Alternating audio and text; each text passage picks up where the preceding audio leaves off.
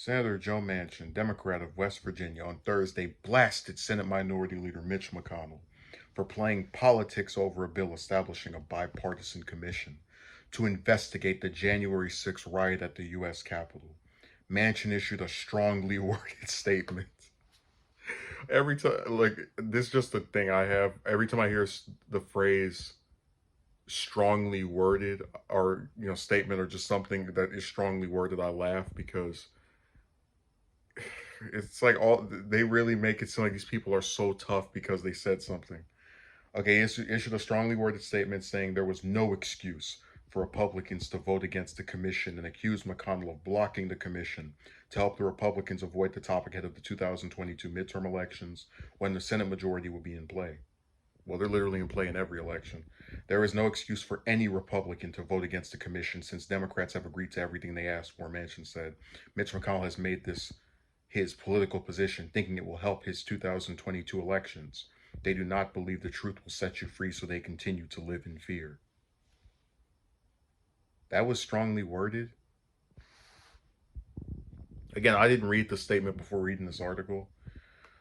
Um, this is kind of lame.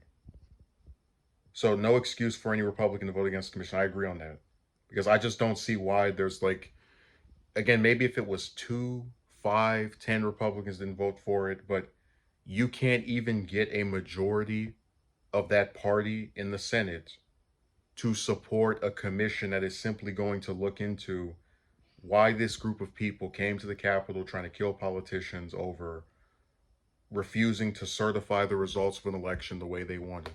That, to me, that just seems like a no-brainer, and I don't believe that if it were a Democratic president, you would see Republicans doing this. If it had been if Trump were a Democrat, for example, they would be so ardently against seeing a commission to study this. But again, there goes that partisanship. Uh, since Democrats have agreed to everything they asked for, and that's another problem that we have in Washington, which is Democrats that capitulate to the Republicans and give them everything and don't play hardball.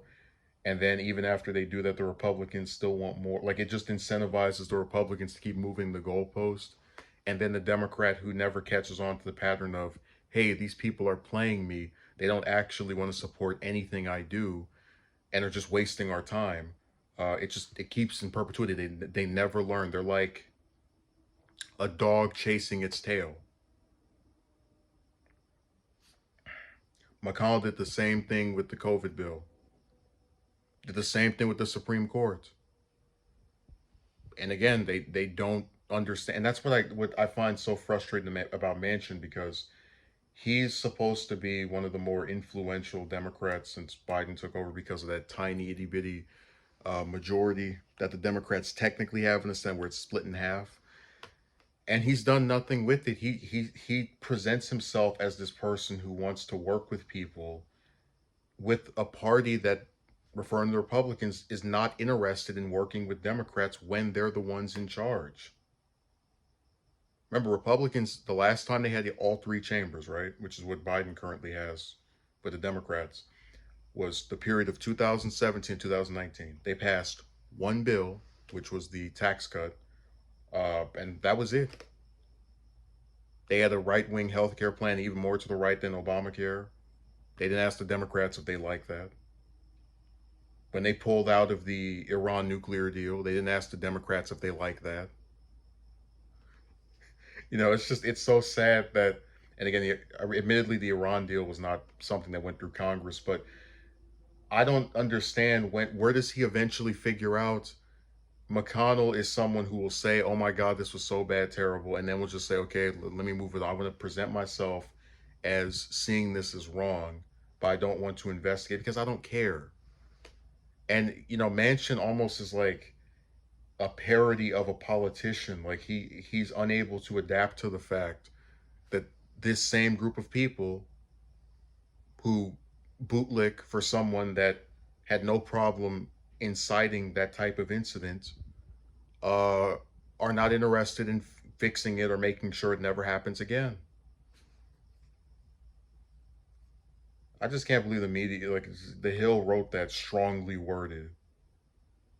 How about instead of a strongly worded statement, hey, his next strongly worded statement should be, I will never work with Republicans again until they do this. Like, actually have some continuity, make the things they do have consequences. Instead of just, well, I'm going to get mad this week and the next week, hey, this person's my buddy and I want to work with him again. It's sad.